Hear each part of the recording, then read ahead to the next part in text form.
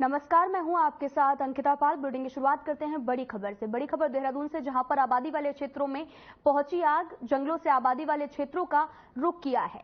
लोगों में मचा दहशत का माहौल। हेलीकॉप्टर से आग बुझाने में जुटी वायुसेना। नैनीताल में चलाया जा रहा अभियान। बड़ी खबर इस वक्त की, हेलीकॉप्टर से आग बुझाने में वायुसेना जुटी हुई है। नैनीताल में अभियान भी लगातार जारी है। बड़ी खबर इस वक्त की, नैनीताल में लगातार ऑपरेशन चलाया जा रहा। देहरादून से बड़ी खबर, आबादी वाले क्षेत्रों में आग पहुंच गई है। जंगलों से आबादी वाले क्षेत्रों का रुख भी कर रही है। लोगों में दहशत का माहौल देखने को मिल रहा है। हेलीकॉप्टर से आग बुझाने की में जुटी है वायुसेना। बड़ी खबर, जहां पर नैनीताल में लगातार अभियान चलाया जा रहा है। आबादी वाले क्षेत्रों में आग पहुंच गई है, जहां पर लोगों में दहशत का माहौल है। जंगलों में आबादी वाले क्षेत्रों का भी रुख कर रही, लोगों में दहशत का माहौल देखने को मिल रहा है। हेलीकॉप्टर से आग बुझाने का कार्य लगातार जारी है।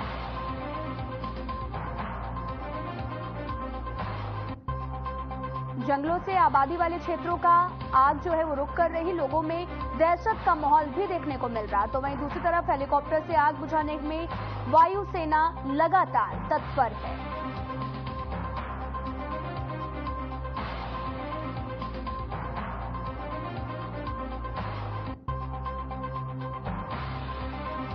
आपको बताते चले कि हेलीकॉप्टर से आग बुझाने में वायुसेना जुटी हुई है। नैनीताल में लगातार ऑपरेशन चलाया जा रहा। आबादी वाले क्षेत्रों में भी आग अब पहुंचने लगी है, जिससे लोगों में भी दहशत का माहौल देखने को मिल रहा। लोगों में दहशत का माहौल देखने को मिला है। हेलीकॉप्टर से आग बुझाने का कार्य भी लगातार जारी है। नैनीताल में लगातार ऑपरेशन चलाया जा रहा है।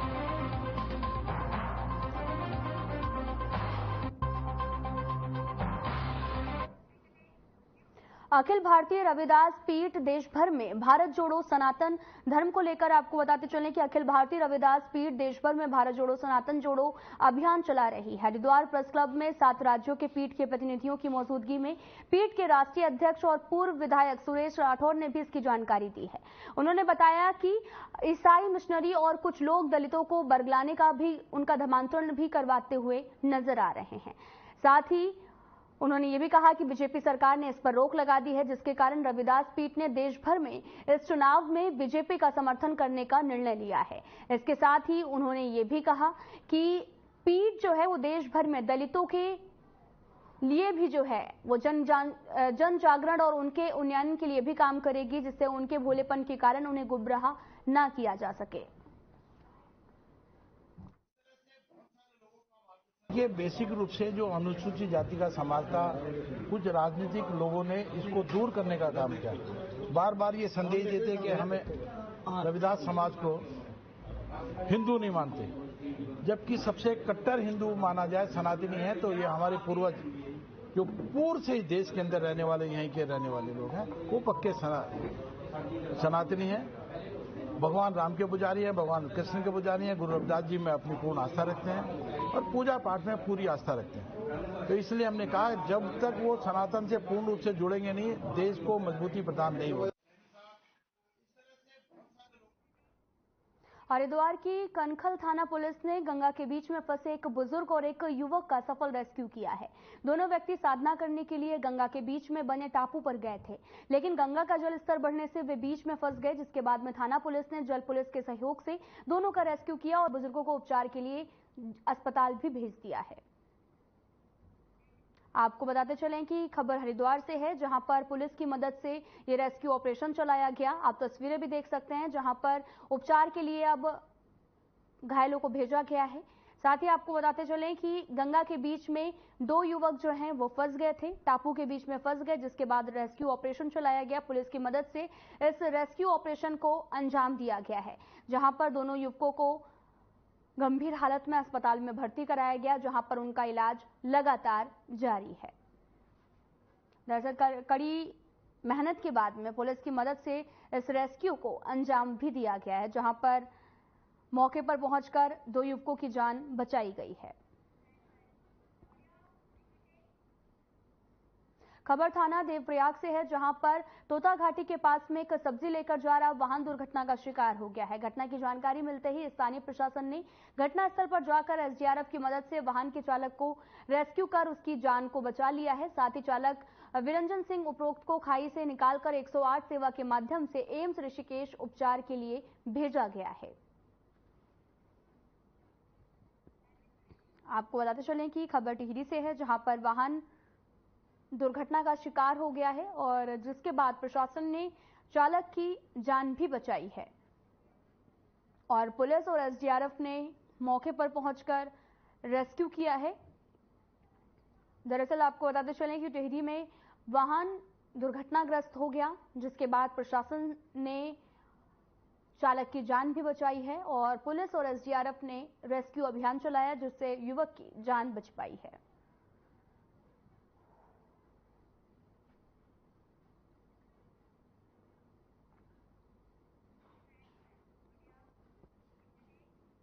खबर विकासनगर से है, जहां पर ग्रामवासियों ने धरना प्रदर्शन कर हंगामा कर दिया है।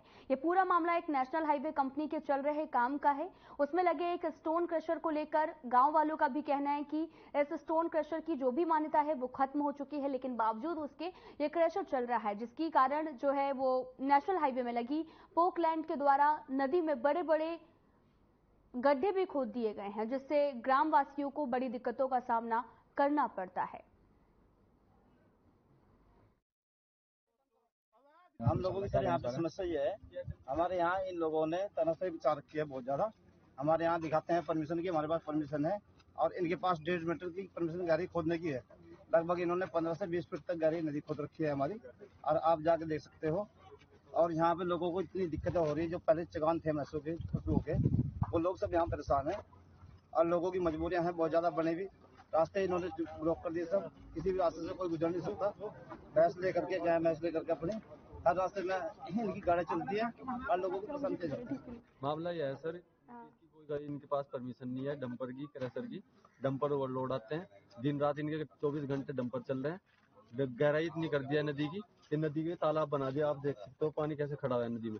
नदी से गहरे से उठा रहे पानी से अंदर से, और पूरा 15-15 फीट के गड्ढे इन्होंने कर दिए। उसके बाद अगर इन्हें कोई गांव वाला मना करता है कि आप लोग हमें नहीं रोक सकते, गांव वालों के ये बोलते हैं तानाशाही, मतलब गुंडागर्दी की तरीके से बोलते हैं कि आप लोग हमें नहीं रोक सकते, आपको पुलिस उठा लेगी, आपके पास मुकदमे हो जाएंगे। ऐसे करके गांव वालों को डराते हैं, डरा धमका के भगा देते हैं। आज इकट्ठा सब लोग हुए, तब जाके थोड़ा ये मामला हुआ। यहाँ पे सर धरना प्रदर्शन इस बात का कर रहे हैं कि एक कंपनी अपनी तानाशाही कर रही है और अवैध रूप से खनन कर रही है नदी से। और इन्होंने तानाशाही यही है कि नदी में से अवैध खनन दिन रात चोरी कर रहे हैं, और ये स्क्रीन प्लाट लग रहा है क्रशर इनका, दिन रात खनन कर रही है कंपनी। ना इनके पास कोई परमिशन है, ना कोई गाड़ियां आ रही, उनको कोई ना रवाना है, कुछ भी नहीं है, और दिन रात खनन करने पर लगी हुई है ये कंपनी। शिकायत की गई आपके द्वारा? शिकायत मेरे द्वारा खनन में भी की गई है और चौकी में भी की गई है। उन चौकी का ये कहना है कि पुलिस वालों का ये बोलना है कि हमारी कोई इसमें खनन से कोई वो नहीं है, हमारी वैसे है, और खनन में शिकायत करो। तो हमने खनन में शिकायत कर दी, वहां से भी कोई वो नहीं आया। हमने 1.5 मीटर से ज्यादा जो हमारे पास परमिशन थी, 1.5 मीटर से ज्यादा हमने कहीं गड्ढे नहीं करे हैं, और वो भी बरसात के दिनों में सारे उनसे पहले उसको पूरा कवर कर दिया जाएगा। मशीन मेरी लगी हुई है वहां पे और उसको गड्ढे बराबर कर रहे हैं। गांव वालों से बातचीत, आज भी मैं गांव वालों से मिला हूं, गांव वालों से भी बात की है, तो गांव वालों का कहना भी ये है कि इसमें बड़े बड़े गड्ढे हैं। तो मैंने उनको कहा है, मैं कहा चलो मुझे दिखाइए आप कहाँ पे हैं, जो भी गड्ढा ऐसा कुछ है, वैसा तो है नहीं ऐसा, लेकिन अगर कोई ऐसा है तो उसको मैं ठीक करवा दूंगा। तो बढ़ते आगे, नशा तस्करी के खिलाफ दून पुलिस को एक बड़ी सफलता हाथ लगी। चेकिंग के दौरान प्रेमनगर क्षेत्र में नंदा की चौकी के पास में 3 जो ड्रग तस्कर हैं उनको दून पुलिस ने दबोच लिया है। तस्करों के पास से हाई प्रोफाइल ड्रग LSD के 2058 प्लॉट्स और साथ ही आपको बताते चले कि 6 ग्राम हेरोइन भी बरामद की गई, जिसकी अंतर्राष्ट्रीय बाजार में कीमत 2 करोड़ 5 लाख रुपए है। तरीके अपनाता है, जब वो देख लेता है कि उसने कोई अपराध किया और उस अपराध में पकड़ा गया, तो नेचुरल सी बात है अपराधी को नए तरीके खोजता। खासकर हमारी चुनौती आजकल ज्यादा, जैसे मैंने बताया, डार्क वेब हो चाहे इंटरनेट पर जो इस तरह की सामग्रियों को बेचने की बात हो, तो इस तरह की चीजों पर नजर रखना थोड़ा सा मुश्किल इसलिए होता है कि उसमें मुखबिर तंत्र हमारा, जैसे हम फिजिकल रूप में तो मुखबिर तंत्र और हमें अपने लोगों से हमें सूचनाएं प्राप्त हो जाती है, लेकिन जो इंटरनेट ऐसी चीज है, जहाँ डार्क वेब ऐसी चीज है, जहाँ पर पेनिट्रेट करना, जहाँ पर घुसकर अपनी आइडेंटिटी को छुपाकर वहां पर कोई डील करना या वहां की कोई सूचना को निकालना बहुत ही मुश्किल काम है।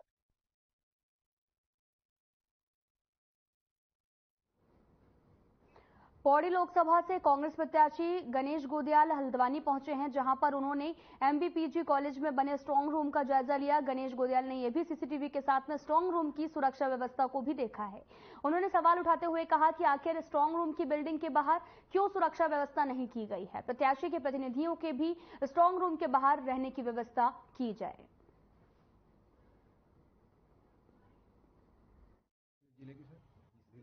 आपको याद होगा कि मैंने चुनाव आयोग में जाकर इस बात की शिकायत की थी कि बिल्डिंगों की सुरक्षा बाहर से की जानी चाहिए। और मैं आज भी इस बात को कहना चाहता हूं कि बिल्डिंगों की सुरक्षा बाहर से की जानी चाहिए। और अगर अंदर उनका कहना था कि भाई एक्ट में है कि अंदर गैलरी में रहकर सुरक्षा होगी, तो फिर वहां पर जितने भी कैंडिडेट हैं उन कैंडिडेटों के प्रतिनिधियों को भी फिर वहां पर रहने की वो व्यवस्था होनी चाहिए। बहरहाल यहाँ पर तो मुझे ऐसा लगता है कि प्रशासन चुस्त दुरुस्त है और यहाँ पर ये बाहर से खुला भी है, क्योंकि बाहर से दिख रहा है, तो यहाँ पर उतना मुझे ऐसा कोई बात नजर नहीं आती।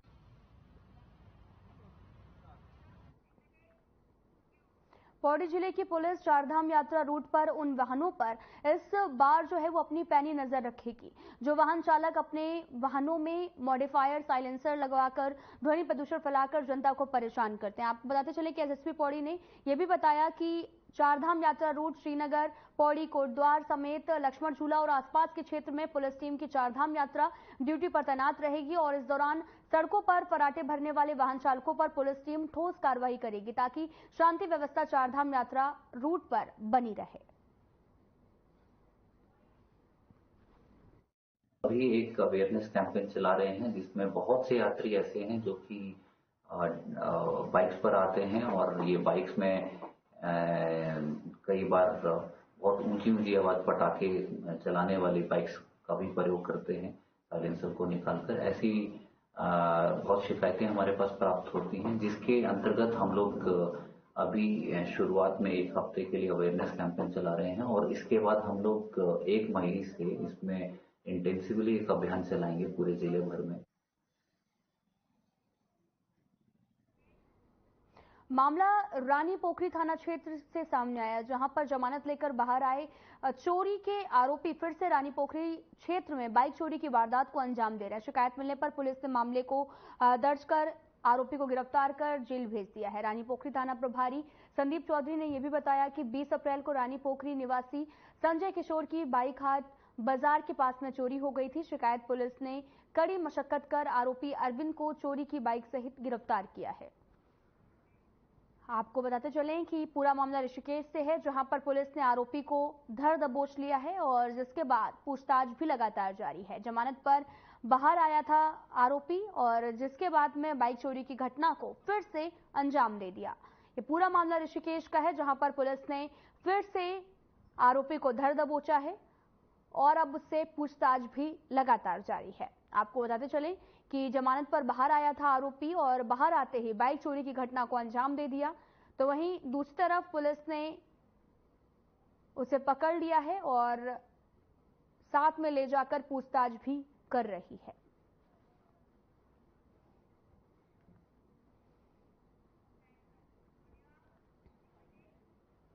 बीते 23 अप्रैल को राजीव नगर बिंदुखता निवासी सोहनी देवी ने कोतवाली में लिखित शिकायत पत्र देते हुए नगर में स्थित ग्रीन सिटी पैथोलॉजी लैब की संचालिका प्रिया लोहानी और उनके पति वसंत लोहानी सहित लैब में कार्यरत कर्मचारी अर्जुन आर्य के खिलाफ उनकी पुत्री किरण के साथ में अभद्रता सहित उसे मारने पीटने का आरोप लगाया था। मामले की जांच पड़ताल के बाद में इस संबंध में सब इंस्पेक्टर सोमेन सिंह ने बताया कि शिकायती पत्र के आधार पर जांच शुरू की गई, जिसमें पाया गया कि युवती के सभी आरोप झूठे हैं।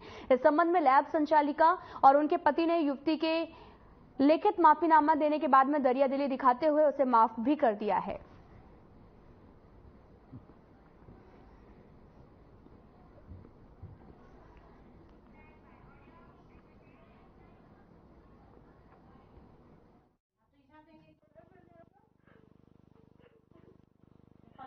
ये मेरे क्लिनिक का नाम ग्रीन सिटी है, पैथोलॉजी लैब है और मैं यहाँ की ओनर हूँ। और मेरे हस्बैंड और मेरे कर्मी जो यहाँ पर अर्जुन राम आर्या है, उस पे केस लगाया गया था कि हमने इसके साथ बुलाकर और इसके साथ छेड़खानी करी है। इसको झूठी गवाही के लिए हमने इसको मजबूर किया है, जिसका मैंने क्लिक थाने में पूरा सबमिट कर रखा है कि ऐसा हमने कुछ नहीं कर रखा है। एक टाइम का हमने सबमिट कर रखा है और ये जो मीडिया के थ्रू ये गलत खबर छपवाई गई है, पुलिस के सामने हम बिल्कुल निर्दोष साबित हुए हैं और इस लड़की ने जो भी हमारे बारे में बोला गया था वो बिल्कुल झूठी पाई गई, बिल्कुल झूठी पाई गई है। राजकीय स्नातकोत्तर महाविद्यालय द्वारहाट अल्मोड़ा में 2 दिवसीय रोवर रेंजर इकाई कार्यक्रम का आयोजन किया गया। सर्वप्रथम कार्यक्रम में चंदन रावत ने दीप प्रज्वलित किया। इस कार्यक्रम में चंदन सिंह रावत ने सभी पंजीकृत के छात्र छात्राओं को रोवर रेंजर की गतिविधियां, कानून, अनुशासन और प्रशिक्षण से संबंधित जानकारी प्रदान की। रोवर रेंजर कार्यक्रम की नोडल अधिकारी डॉक्टर आशा बी पारछे असिस्टेंट प्रोफेसर वाणिज्य विभाग के सभी विद्यार्थियों को संबोधित करते हुए बताया कि रोवर पुरुष स्काउट रेंजर महिला स्काउट का उद्देश्य समाज सेवा है।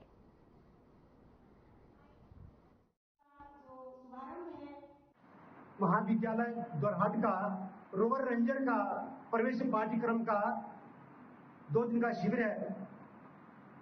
यह शिविर 4 दिन का लगना चाहिए था, लेकिन समय की बाध्यता के अनुसार इसको 2 दिन में ही हमें करना पड़ा। यहाँ बच्चों ने पूरी कोशिश की है सीखने की और हमने भी पूरी कोशिश की है सिखाने की।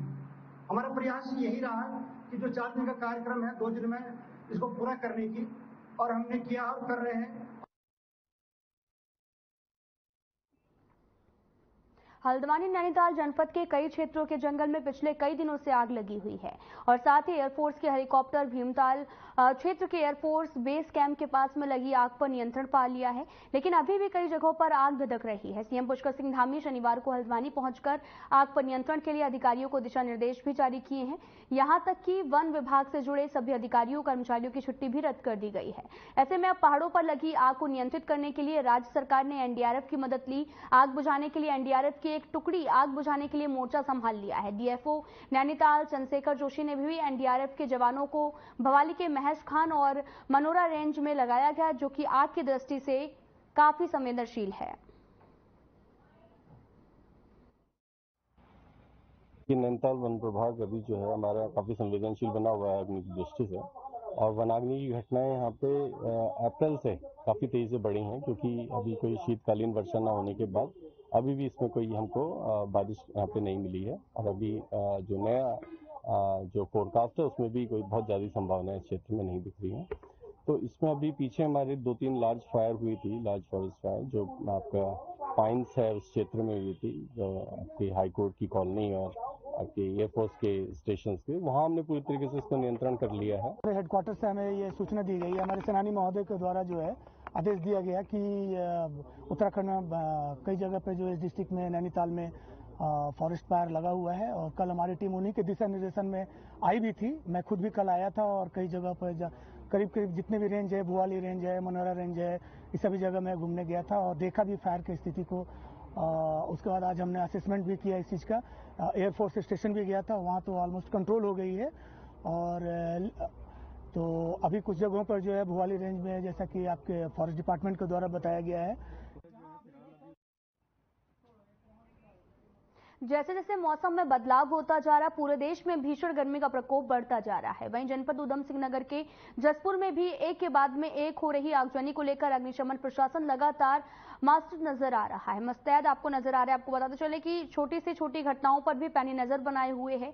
अग्निशमन अधिकारी श्याम सिंह थापा ने भी इस पर बताया कि जसपुर क्षेत्र के ग्राम रहमापुर में भी एक झोपड़ी में अज्ञात कारणों से आग लग गई। सूचना पर फायर ब्रिगेड ने तुरंत घटनास्थल पर पहुंचकर आग पर काबू पा लिया है।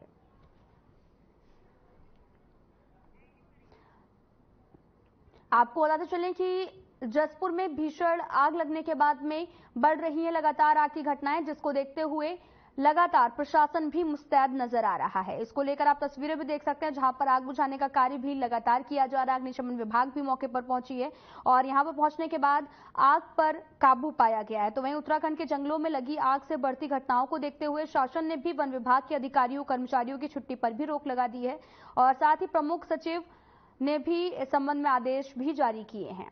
आपको बताते चले कि वर्तमान में वन अग्नि सत्र के दौरान यहां पर रोक भी रहेगी, विशेष परिस्थितियों को छोड़कर छुट्टी भी मंजूर नहीं की जाएगी। साथ ही आपको बताते चले कि लगातार आग भी धधक रही है।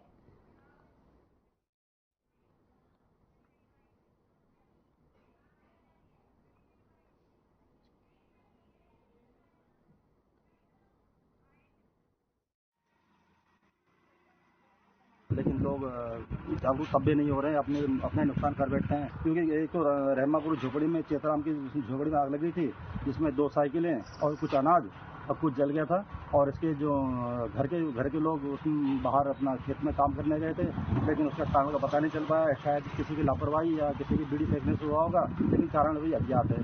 फिर एक लगी थी रामनगर वन में आग, देवेंद्र सिंह नामक व्यक्ति का, उसका 5.5 एकड़ गेहूँ जल गया है। और हमारी फायर सर्विस टीम पहुंची और जितना हो सके बचाने की पूरी कोशिश करी, बचाया गया। और एक कासमपुर में भूसे के ढेर में आग लगी थी, तो भूसे के ढेर में ठीक उसके बगल में गेहूँ की खेत था, तो गेहूँ खेत को से बचा लिया हमारे फायर सर्विस।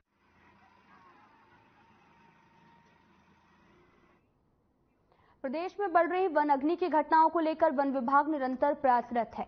वहीं इस विषय को लेकर वन मंत्री सुबोध उनियाल ने प्रेस वार्ता कर जानकारी भी दी है और बताया कि अभी तक उत्तराखंड में 544 वन अग्नि की घटनाएं सामने आई, जिसमें लगभग 665 हेक्टेयर वन भूमि प्रभावित हुई है। साथ ही उन्होंने ये भी कहा कि विभाग सभी व्यवस्थाओं को दुरुस्त करने में लगा हुआ है। इसमें रिलीफ फंड की व्यवस्था भी की गई और वन अग्नि की घटना से बचने के लिए सेना की भी मदद ली जाएगी।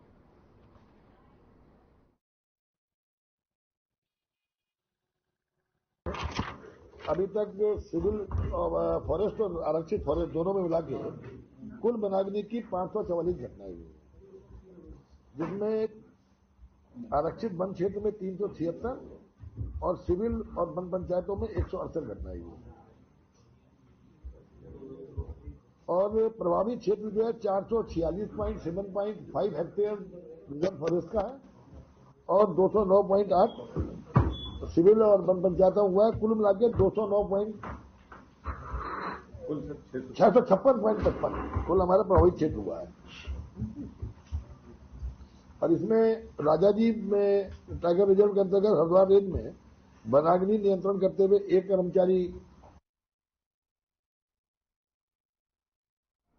मौसम विभाग ने उत्तराखंड में अगले 4-5 दिनों तक मौसम सामान्य बने रहने की भी संभावना जताई है।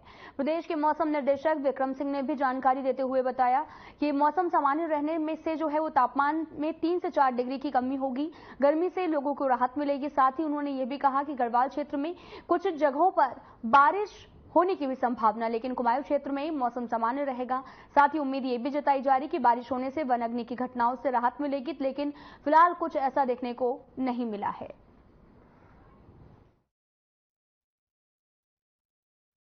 तो आप देखेंगे कि कुछ जगहों में हल्की बारिश या जो थंडरस्टॉर्म की जो एक्टिविटी है वो गढ़वाल रीजन में देखने को मिलेगी और या अंदर के जो डिस्ट्रिक्ट कुमाऊं रीजन के उनमें भी मिलेगी।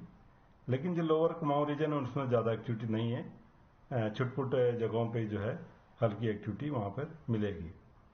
तो इसकी वजह से देखेंगे जो तापमान कल अगर बात करें पास्ट 24 आवर्स में जो तापमान थे, अधिकतम तापमान करीब जो है मैदानी क्षेत्रों में वो 37 से लेके 39 तक, 37 से 39 तक पहुंच गए थे डिग्री सेल्सियस में। और हिल्स में बात करें तो वहां पे भी 27-28 तक जो 2000 मीटर के आसपास में पहुंचे थे। पौड़ी जिले में बढ़ रही वन अग्नि की घटनाओं को रोकने के लिए अब पौड़ी के डीएम आशीष चौहान ने जिले में समस्त एसडीएम और खंड विकास अधिकारी की जिम्मेदारी तय की है। इसके चलते उन्होंने निर्देश भी दिए कि अपने अपने क्षेत्रों में वन अग्नि की घटनाओं पर पैनी नजर रखें और वन अग्नि की सूचना मिलते ही मौके पर पहुंचकर वन अग्नि को काबू करने में लिए गए वन विभाग का पूरा सहयोग करें। और इसके साथ ही डीएम ने विद्यालय के आसपास आग लगे होने पर विद्यालयों को बंद रखने के भी निर्देश दिए गए। साथ ही वन अग्नि की घटनाओं को सूचना प्रशासन तक पहुंचाने के लिए एक टोल फ्री नंबर भी जारी किया गया है। में इंटीग्रेटेड अप्रोच जो है उसको लेकर के हम लोगों की बीसीबी है। पहले भी जो डायरेक्शन हमारे इंटर डिपार्टमेंटल कोऑर्डिनेशन के लिए दिए गए थे उसी क्रम में हम लोग काम कर रहे हैं और जल्दी एसडीआरएफ के पैसे मिलने के बाद में अरेंज या will procure few more things जो कि फॉरेस्ट डिपार्टमेंट की जरूरत है उस हिसाब से। और अभी बीडीओज एसडीएम्स ग्रास रूट लेवल पे नोडल ऑफिसर्स बनाते हुए जहाँ जहाँ हमारी आग के इंसिडेंट्स होंगे इमीडिएटली उनकी रिपोर्टिंग भी होगी और जो मिसक्रिएंट्स इस तरीके की एक्टिविटीज में इन्वॉल्व होंगे उनकी रिस्पॉन्सिबिलिटी फिक्स करते हुए जो भी लीगल एक्शन लिया जाना वो भी लिया जाएगा।